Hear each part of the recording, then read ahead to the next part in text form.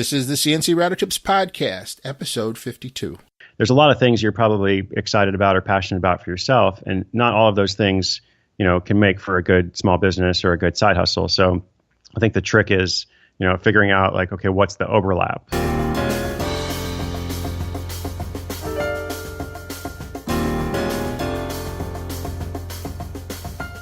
This is the CNC Router Tips Podcast, a show which answers one question from you, the listener, about CNC router tables, CNC software, hardware, web hosting, and business.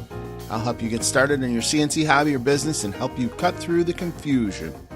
Today's episode is sponsored by themakersguide.com. The Maker's Guide. Useful tools for makers. Hello, everyone, and welcome to the show. This is Bill Griggs, the host of the CNC Router Tips Podcast. I'm so glad you could join us today. We are going to have a fantastic show today because we really brought the heat today. We got somebody that I've been admiring for years, New York Times best-selling author Chris Guillebeau. And now what is really cool about Chris is he's written some really great books, and one of these books is one of my personal favorites because I decided a few years ago that I was going to start giving away Chris's book, The $100 Startup, at graduations. When the young ones finished their education, I figured why not give them the book and $100 so that they could go and pursue something unorthodox, something non-conforming, something that, might change their lives. And I really look forward to talking to Chris. Welcome to the show, Chris. Hey, Bill, thank you so much for having me. And thanks for that fun introduction. That's very kind and fun to hear. Yeah, it's been my pleasure. Your book really came along at your first book that I was aware of, actually, came along at a time when I needed it. And it was really great. I had just retired from a career that I had been working at for about 26 years. And I was looking for something to do on the side that didn't require a whole bunch of cash to get into. Mm-hmm. And I heard you on the Smart Passive Income show with Pat Flynn. Mm-hmm. I think it was episode 38, if I'm not mistaken. Okay, wow. It must have been quite a while ago. Yeah, and that kind of turned me on to you. So that's awesome. I'm really glad to have you here and maybe share some of what you're all about with our audience. Mm-hmm. Yeah, of course. Where would you like to start? Well, now you've been writing prolifically for years. Let's just start with that. What got you into the writing aspects of this? Yeah, of course. Maybe that's been about 9 years so far. $100 Startup came out, I think, something like 6 years ago. But before that, I had been living in West Africa for several years, moved back to the U.S., and I wanted to start a blog. That was the thing then. And I felt like I had something I wanted to share with the world and wanted to present something from my own experiences, my experiences of entrepreneurship, also travel, volunteerism. And so I created this blog called The Art of Nonconformity. That was in 2008 and just kind of started from there. Mm-hmm. Really learned a lot along the way. I mean, I learned so much about the community that began to kind of gather and just understood wow, this is actually a deep thing. I can really go pretty far with this or really kind of make some kind of impact and do something that hopefully helps some people. So published the first book, maybe a year later, and then $100 Startup was the second one. I've just been kind of going since then. I really feel very fortunate. I feel like I have the greatest job in the world. I can write, I can podcast, I can connect with great folks, who are all doing interesting things. Mm-hmm. Now, before you got to, you said West Africa? Yeah, I was an aid worker. I was in Sierra Leone and Liberia. Mm-hmm. What were you doing prior to that? I'm curious. Yeah, I was pretty young, but prior to that, I think it was 22 when I moved to West Africa and ended up being on a hospital ship. So before that, it depends on where you want to start. I was a juvenile delinquent, high school dropout. I was an entrepreneur, basically. I mean, that's kind of the trajectory of that. I realized that I wasn't that great at working for other people, but I did like to work. So learned about eBay, learned about various kind of side hustle stuff. I don't think I used that phrase back then, but that's basically what I was doing. And so it was just kind of like a hodgepodge of things. I played music for a while, and it was just like, what's next? How can I do something, to make the world a better place in some way? And that's how the volunteer thing came about, which then led to a whole bunch of other stuff later. So none of it was strategic. None of it was like, here's the grand plan of my life. It was like, I like to do, challenging things. I like to do things that I think are interesting, adventurous. Whenever I have this idea, like going to Sierra Leone, or then later going to every country in the world, or then, writing books or whatever, it's like I'm just interested in pursuing that and seeing kind of what comes of it. Oh, that's awesome. Now, you're also known as a travel hacker. You're able to travel the world inexpensively, which is a really novel and unique talent. Yeah, well, partly it was because I was very frugal. One, I was very frugal, and then also I didn't have a lot of money, so I had to figure it out. But it was by necessity. And while you were traveling the world, you got to meet a lot of different people, and I wonder, everybody talks about the American dream. How you can go and you can start something from scratch and build it into your own little business that can support you. Do you see that around the world?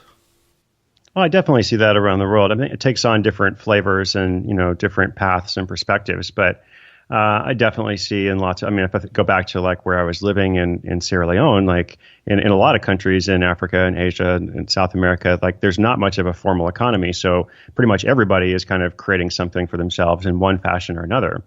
And they don't think of themselves as entrepreneur. Like I'm an entrepreneur. It's more just like, I'm baking bread, or I'm like making clothes and then reselling them in the market or whatever. So I definitely think there's a spirit of entrepreneurship and a spirit of independence in a lot of places in the world. Now, it's very cool to me because you go about things very methodically, just based on what I've read in your book, The $100 Startup, and I've also read your other book, The Art of Nonconformity. Now, but you're very methodical about your practices. And do you think that is something that helps to focus you and to make you more productive? I know you do 1,000 words a day most days when you're writing. Yeah. I probably do too many things right now. I have too many projects, but I think I'm a kind of a step-by-step kind of guy. I'm kind of like what's the practical process to figuring this out? And that's what I've tried to do in my books as well. Like the new book, Side Hustle, it's all about helping people go from idea to income in 27 days. And, this book came about because I started realizing like over the past couple of years, there's this resurgence of people that are really interested in creating a new source of income for themselves. And they don't necessarily want to quit their job tomorrow. They're not trying to like take this huge risk or whatever, but they realize like in this day and age, I should have more than one source of income. And so that desire has been there, but I think what's been missing is like a process and a methodology, as you say. And so, what I'm hoping to do is basically like, step by step, here's your process. Day one, do this. Day two, do this, and that's the same kind of process that I've essentially used myself in various business ventures. It's also what I used, to frugally go to every country in the world, as you said. And it's served me well. And of course, I've got, a lot of room to improve and more things that I can learn myself. But for better or worse, it is pretty practical. It is very much like a step-by-step kind of thing. That's interesting. So you've got an action plan that our listeners and others out there could take and implement in under a month to begin making steps towards creating, a side hustle or side income. Because I know in your previous books, you kind of went into things like, following your passion and having a low startup cost and that sort of thing. What kind of goal is someone able to set in 27 days? Yeah. I mean, the whole thing about following your passion, it's an interesting phrase. I try to be careful about how I use it because especially when it comes to some kind of entrepreneurial project, and some of your folks may have encountered this too. It's like there's a lot of things you're probably excited about or passionate about for yourself, and not all of those things, can make for a good small business or a good side hustle. So I think the trick is, figuring out like, okay, what's the overlap like between the things that I am excited about, like the creative project that I want to pursue, and something that also essentially has value for the world and can be economic value for me. So, in 27 days, what can someone do? I mean, the day-by-day structure, it's meant to be flexible. If somebody has a lot of time, and then they can just kind of jump in and it might work faster than 27 days. But I tried to think about who I was writing this book for primarily, and primarily I'm writing it for people who have jobs, and they might have other responsibilities too. They might have families. They might be going to school in addition to working, and so they got this limited period of time. Every day, you can take 20 minutes or 30 minutes, get up just a little bit earlier, skip the second episode of the TV series you're watching or whatever, and, work a little bit on your side hustle. So it's, whatever your goal is, that's what you can choose to kind of develop in your side hustle. And I also noticed that people have very different goals for side hustles. Like some people are like, I really do want to create some kind of business. Like I really want to grow this and eventually quit my job. Other people are like, actually, I'm pretty happy at my job. I just want something else for security. Or I want some extra money to pay off debt or save for a vacation or something like that. And other people are like, I just want a different creative expression, of myself. Like I talked to this guy the other day, not to get too far off track, but I talked to this guy. Go where you may. This guy's in Dubai and he's a managerial accountant. And he's also like a poet on the side, which I thought was great. Like he's an accountant in the day, poet by night. And he's actually found a way to make $1,000 a month by producing poetry slams and hosting poetry workshops. And I was like, that's a great example because he's making money, doing something he cares about. He's not trying to be a full-time poet. This is just like, extra. But it's also a very different kind of work.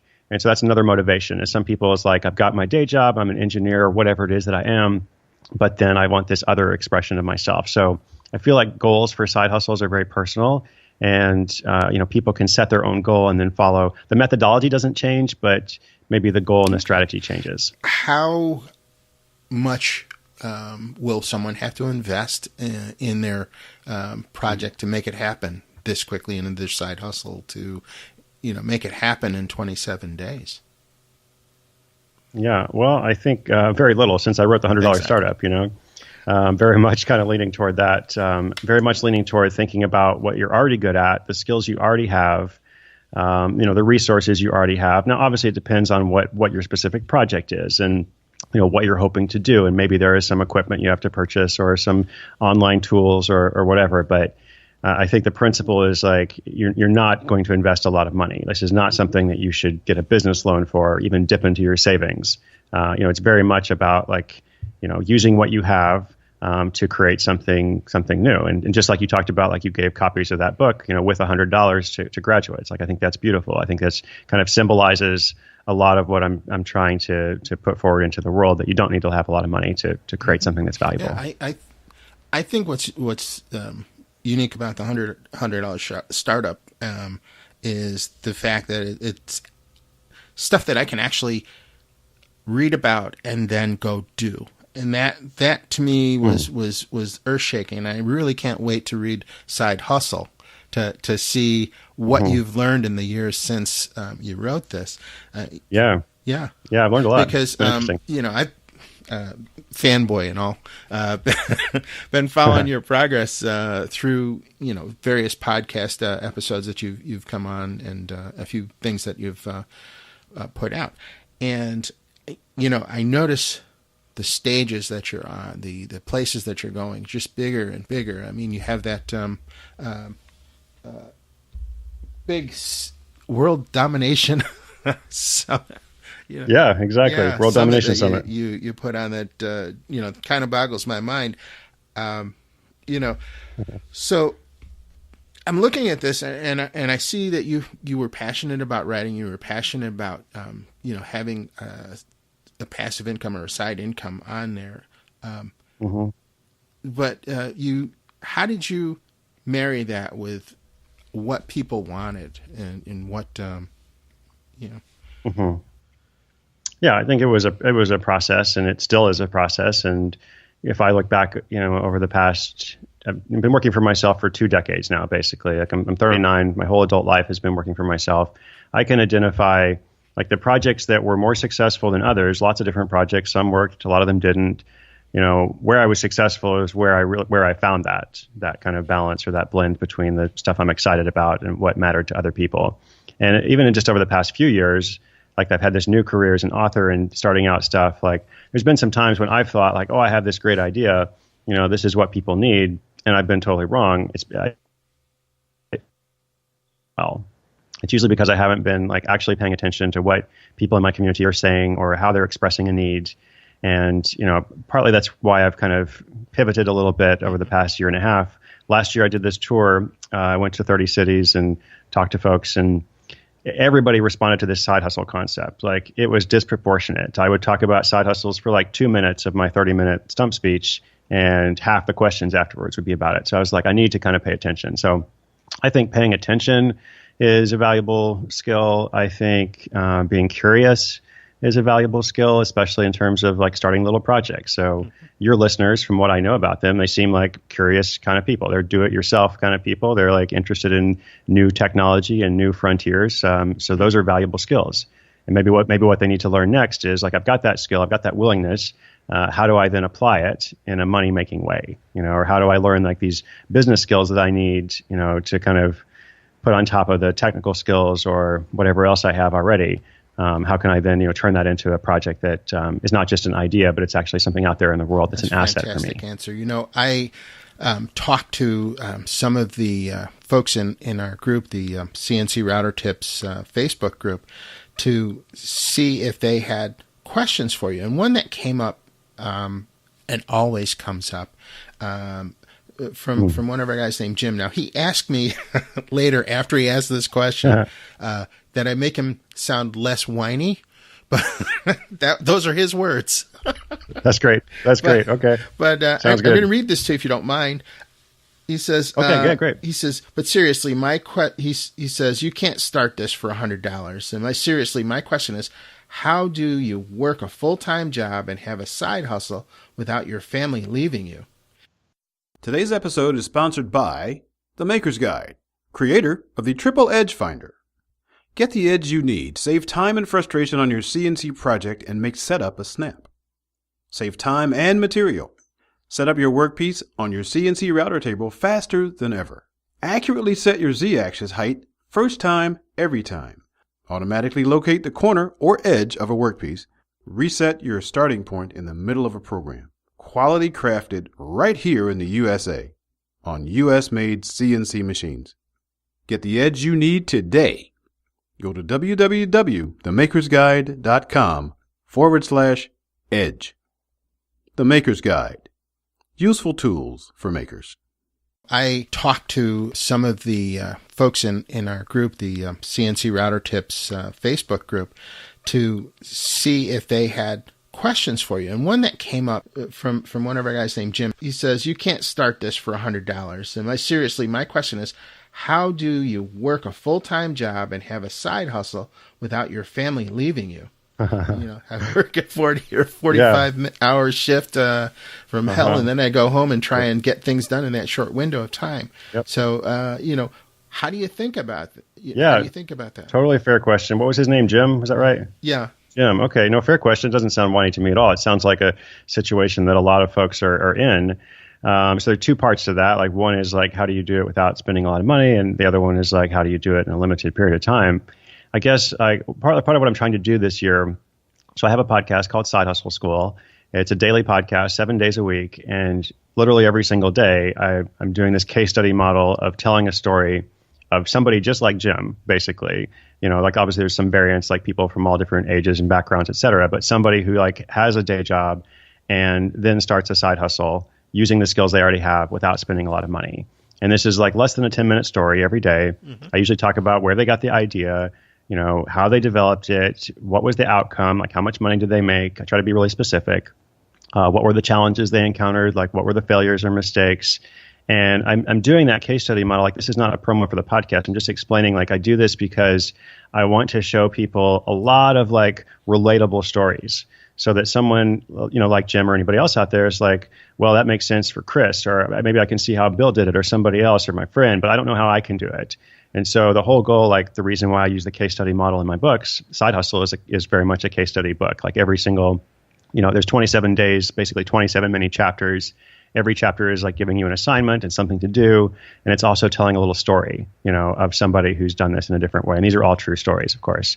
So I guess what I'm saying is like, it is possible. And what I would encourage anybody to do is start paying attention to those stories, either on the podcast or in the book, or just, in your own community, like of people that are kind of making it work, and see what they do. And you don't have to do exactly what they did, but I bet there's kind of like a replicable path that you can find. And that's what I've tried to capture in the book. So people may not relate to me or to any given person in the book, but hopefully there's somebody there that they're like, okay, well, this person had limitations too.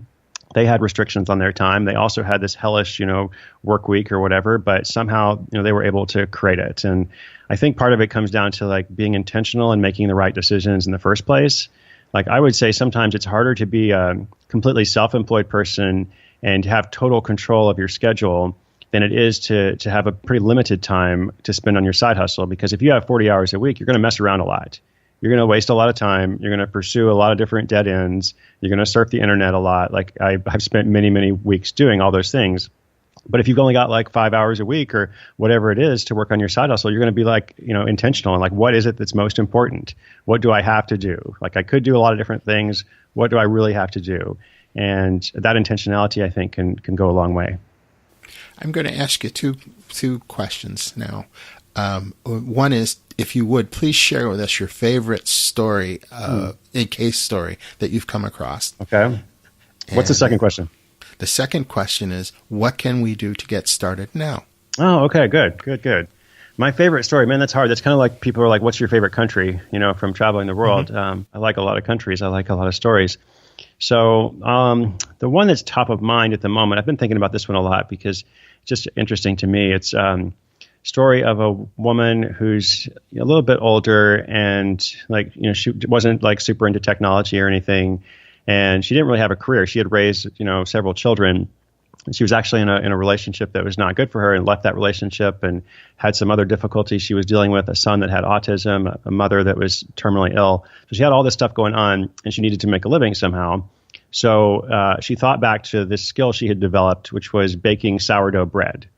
And she was really good at baking sourdough bread. And she was like, what can I do with this? Now, a lot of people think the story is going to be like, oh, she started like selling her bread or whatever, but that's not the story. She actually learned to use YouTube and she learned to make videos in her kitchen. Like this woman's in her mid-50s. She's not a millennial. And she did a course for Udemy and put it up. And the first year of her sourdough bread baking course, she made $25,000. And then the next year, this is like 3 years ago. So then 2 years ago, she created more courses. Apparently there's this huge market to learn about how to bake bread. Like I had no idea, but she made like 6 or 7 other courses, and then she made $85,000, from this project in year 2. And now it's like she's on track to do, more than $100,000 from it this year. And I just think like that's really cool because, even though like I understand like your listeners are into like technology and innovations, and I am too. To me, it's kind of fun because like this woman's using this skill that's like, as old as time, or as old as like people have been coming together and growing grain or whatever. But she's married it with like, technology and globalization, access to people on the internet, to create that kind of freedom for herself. So I have a lot of stories like that. But that's just the one that kind of comes to mind. Like she had the skill of baking bread, found a way to kind of couple that with getting the word out to people through the internet, and has obviously done very, very well. She was able to actually put a down payment on the first home she's ever owned, from the money she made from that. Yeah, what is really cool about the CNC Router Guy is that he's a woodworker at heart. Right. He's got the skills of a carpenter, but he's taking it to the next level technology-wise. Smart, yeah. And, many of them are out there looking for their side hustle. They're making these monogrammed door hangings that you see everywhere with the couple's initials on them. They're making signs. They're making all sorts of things. And they're just coming up with all they need is a grain of an idea and the desire to put it out there and execute. Yeah, well, let me make 2 brief comments on that. And as one of them, I'll answer the second question that you ask. In that vein, if I think about the woodworker guy who's like, embracing new technology, but it's still like an old craft at heart. I have another story of a guy named Andrew Church from Pennsylvania. And I think he was into carving slate, actually. And he carved his name out of slate and like hung it up and really liked it. And then he carved the state of Pennsylvania and put that up for sale, I think first on Etsy, and eventually he created a website. But first it was just Etsy, and anybody can put something on Etsy tomorrow, basically. Mm-hmm. So he put that up and people started buying them. And then he's like, hey, maybe I'll make these slate carvings for all the other states because Pennsylvania is just one of 50. So he did that. He started expanding, and I think he actually works for GE. He has this day job, but the side hustle is doing pretty well. Last I heard, it was like $3,000 or $4,000 a month. So that's very significant, and he's hoping to grow that. So there's a lot of things you can do in terms of actual like craftsmanship, that kind of thing. Mm-hmm. And then I also think, to tie back to the story, like the first story, there's a lot of people who want to learn how to do this, in different ways. A lot of folks who would love to learn about just woodworking in various aspects, or the application of woodworking, or what can you do with woodworking and this new technology. So that kind of lends itself to teaching it in some fashion. So as to how to get started now, I don't know. I think like your folks seem like they're already kind of motivated. I guess I would encourage them to go from idea to offer, which is a lot of what my process is about in the Side Hustle book. Like I feel like people have a lot of ideas, but they're not usually very focused. And so the whole point is like nobody buys an idea. Like as a customer, you buy a product, you buy a service. And so I would encourage people to think like, okay, I have this idea, whatever it is. I think you mentioned monogrammed, something. Mm-hmm. I would say, okay, let's go a little bit further with that. If my idea is like monogrammed, whatever, like what is that going to look like? How much is it going to sell for? What is the platform I'm going to sell it on? What is the copy I need to write to kind of describe that? And what kind of PayPal account do I need, or what other processor I use, like stuff like that. I would encourage them to just kind of go down that path. And I feel like as you do that, like other questions are going to come up, but it's not that hard to find the answers because you already have the skill. It's just a matter of like, adapting it, as I said, in this way. And I hope you get started. Fantastic.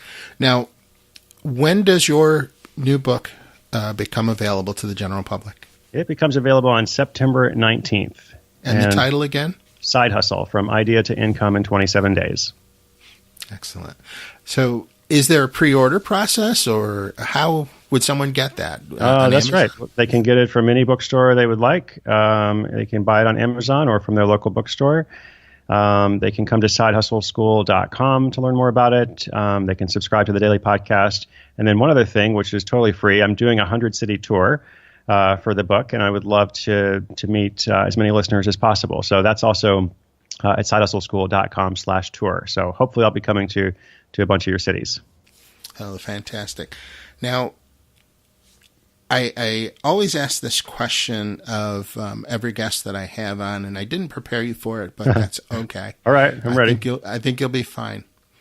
Now, imagine that everything in the world has aligned perfectly. You have all the resources, the funding, everything you need for the success of whatever your endeavor is. Mm-hmm. What is that one thing that you'd work on that day? Okay, great question. Let me just pause for a moment to make sure I give you a real answer and not just like, something kind of random. I think, like I said, Bill, I feel really fortunate. Like I feel like I'm doing something that I love and found a way to make a living with it. And not everybody, does that. So I feel grateful. I think I'd do something kind of like what I'm doing now. I feel like, maybe if there's anything, and this is more like personal than professional, but if anything, I would feel a little bit less overwhelmed because I am doing a lot of projects, and sometimes I'm not able to give the attention to them that I would like. So I would have that.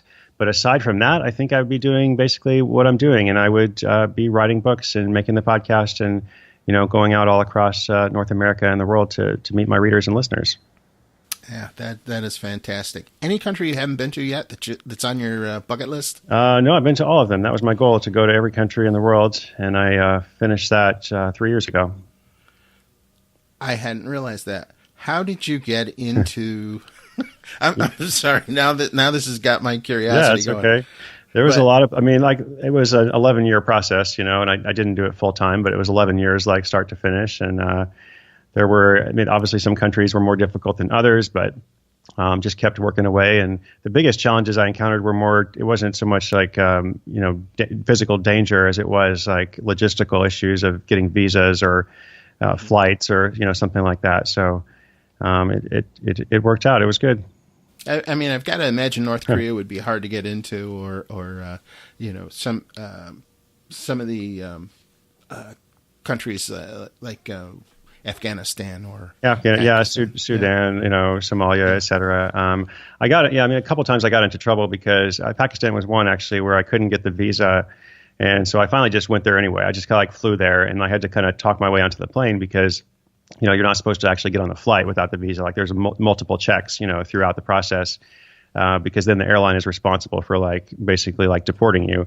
But I made it there, and then I showed up and had a long conversation and almost got deported, but managed to stay. And I don't recommend that, by the way. It was just I was trying to get my final countries, and so I had to do that. Wow. I didn't want to be the guy who went to almost every country in the world. Exactly. Yeah, that is fantastic. I would love to spend more time on that, but I know your time is precious, and I really don't want to abuse that. So I do so much appreciate you coming on to talk to the listeners of the CNC Router Tips podcast, and I hope that hearing you on this show will encourage them to go out and grab a copy of your book, get it on audiobook or to get the physical book and read it, because I know reading about things like this helps you grow. Awesome. Thank you for that, Bill.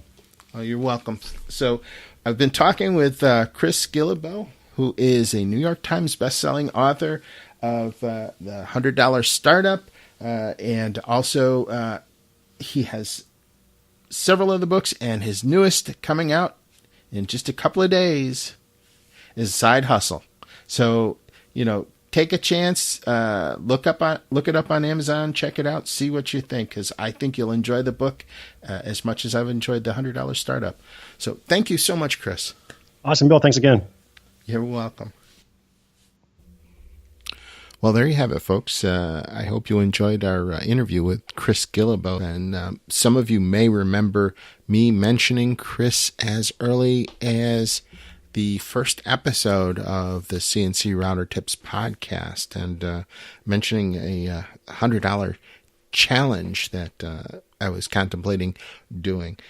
This has been really great to have Chris on the show. It's a culmination of a dream that I've had for a while to talk to him and bring him on so that you, the listening audience, could be exposed to his ideas, because I think they are great, taking a very little cash investment and going ahead and getting started on something.